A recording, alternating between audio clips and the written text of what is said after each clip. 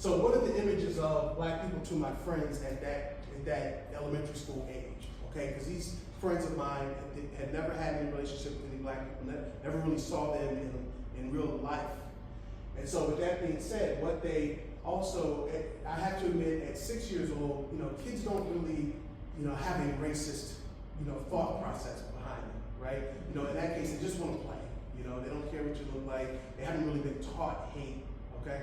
So my friends and I, we just played, and race didn't come up amongst my friends. However, I did find a lot of covert racism as I look back on it with the school and the staff and the teachers. So what were the images of black people to my friends? These are things that they saw on television. So Sanford and Son was a popular show. It was in syndication at the time. Now, of course, if you ever watched that show, they were in Watts, which is in a section of Los Angeles, a poor area. And this show, they would tease each other a lot.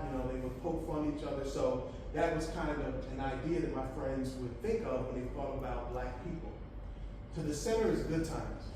Now, I don't know why they call it Good Times, because there was never anything good that happened to this family. They were in the projects of Chicago, and seemingly it seemed like every week the father was losing his job. Every week that he would come home, I lost my job. So, living in that project type atmosphere, along with so many negative things happening to his family, gang wars and different things going on, that was kind of the picture that my friends started to develop of what African American life was like.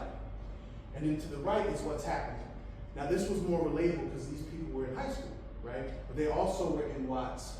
And what's kind of significant about that, the main star Raj was raised in a single parent household. Okay, so again, my friends started to picture African Americans that we came from single family or single parent households.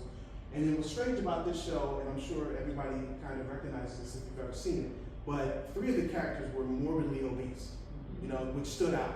There was the mother of Raj, there was Rerun, who was in that picture, and then there was Shirley, who was she was the waitress at the diner.